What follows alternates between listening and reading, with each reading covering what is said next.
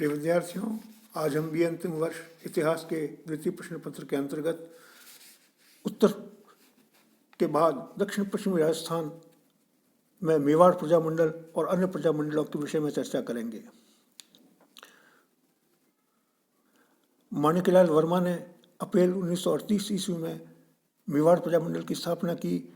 4 अक्टूबर 1938 को विजयादशमी के दिन प्रजामंडल ने शासन सुधार के लिए सत्याग्रह करने का निश्चय किया।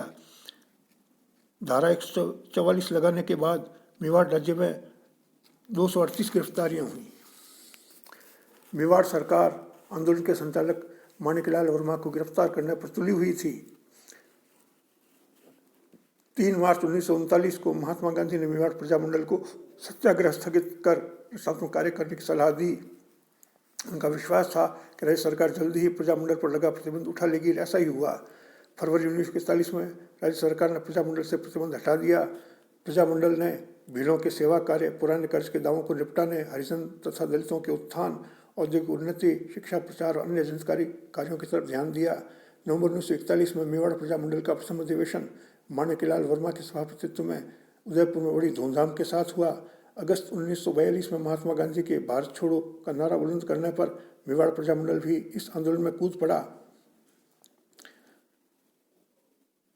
21 अगस्त 1942 को एक सार्वजनिक सभा मेवाड़ प्रजामंडल ने करने का निश्चय किया, लेकिन सरकार ने दमन चक्र करते हुए नेताओं को गिरफ्तार कर दिया। राज्य सरकार ने धीरे धीरे बाद में बंदियों को रिहा करते हुए फरवरी 1944 तक बंदियों के आखिरी जत्थे को रिहा किया।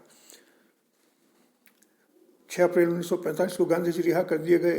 सितंबर 1945 में राज्य सरकार ने प्रजामंडल पर लगे प्रतिबंध को उठा लिया। 1945 के अंत में मेवाड़ प्रजामंडल के अनुरोध को स्वीकार करते हुए अखिल भारतीय देशी राज्य लोक परिषद ने अपना 7वां अधिवेशन उदयपुर में आयोजित करना निश्चय किया, जो 31 दिसंबर 1945 को आयोजित हुआ। भारत के विविध देशी राज्यों के 435 प्रतिनिधियों ने इस सम्मेलन में भाग लिया। इसकी अध्यक्षता पंडित जवाहरलाल नेहरू ने की। 1946 में प्रजामंडल ने राज्य की कई समस्याओं को लेकर सरकार से मोर्चा लिया। 23 मई 1947 को महाराणा ने भी कुछ संवैधानिक सुधार लागू करना उचित समझते हुए राज्य को एक नया संविधान प्रदान किया, जिसका प्रारूप के मुंशी ने तैयार किया था। इसके अनुसार व्यवस्थापिका के चुनाव हुए। परिणामस्वरूप प्रजामंडल के नेता मोहनलाल सुखाड़िया को 23 मई 1947 को मंत्री पद पर नियुक्त किया। स्वतंत्रता के बाद महाराणा ने बिना किसी विरोध के भारतीय संघ में सम्मिलित होना स्वीकार कर लिया। बूंदी में भी इसी प्रकार से प्रजामंडल का आंदोलन जोर पकड़ता गया। बूंदी राज्य लोक परिषद का 1944 में गठन करके पुनः आंदोलन छेड़ दिया गया। कोटा राज्य में भी इसी प्रकार से गतिविधियां जारी रहीं। अन्य राज्य झालावाड़, बांसवाड़ा, सिरोही, डूंगरपुर, शाहपुरा, कुशलगढ़, टोंक, किशनगढ़, प्रतापगढ़, लावा में भी राजनीतिक चेतना का प्रजामंडलों के फलस्वरूप विकास हुआ। सिरोही प्रजामंडल मुख्यतः गोकुल भाई भट्ट की देन था। इसकी स्थापना 22 जनवरी 1933 को की गई थी। जनवरी 1939 में राज्य में उत्तरदायी सरकार की स्थापना के लिए इसने संघर्ष छेड़ दिया। डूंगरपुर में 1942 के आंदोलन में सेवा संघ ने भारत छोड़ो प्रस्ताव का जोरदार समर्थन किया। 26 जनवरी 1945 को डूंगरपुर राज्य प्रजामंडल की स्थापना की गई। पूर्वी राजस्थान में अलवर, भरतपुर और जयपुर के अंदर प्रजामंडल आंदोलन ने महत्वपूर्ण कार्य किए।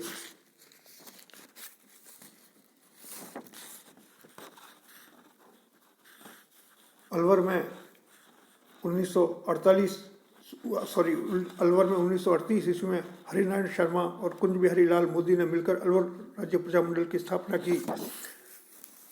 भरतपुर राज्य में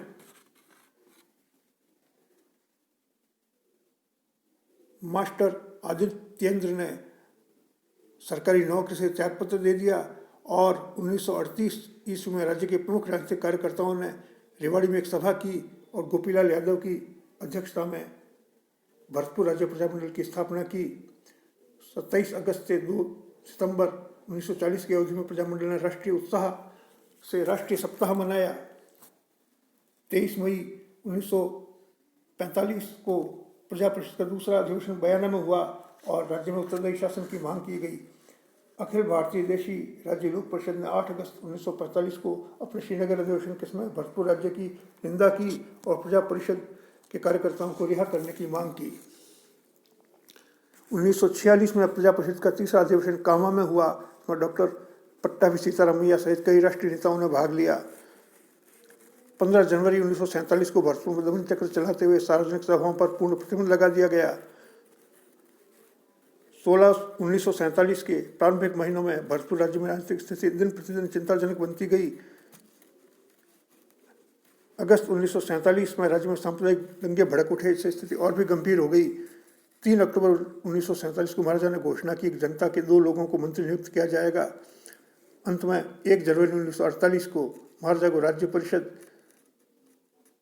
में प्रजा परिषद के 4 नेताओं को मंत्री नियुक्त करना पड़ा। धौलपुर और करौली में भी आंदोलन चले। 1936 ईस्वी में कृष्णदत्त पालीवाल के नेतृत्व में धौलपुर राज्य प्रजामंडल की स्थापना हुई। करौली राज्य में जन चेतना की शुरुआत 1912 से मानी जा सकती है।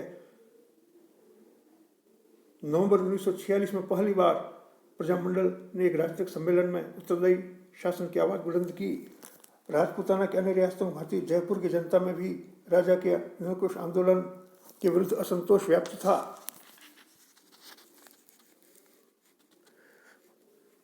1931 में जयपुर प्रजामंडल की स्थापना की गई। 1938 तक न तो प्रजामंडल ने अपने आप को किसी राजनीतिक कार्य में संलग्न होने दिया, न ही अपना कोई विधान बनाया।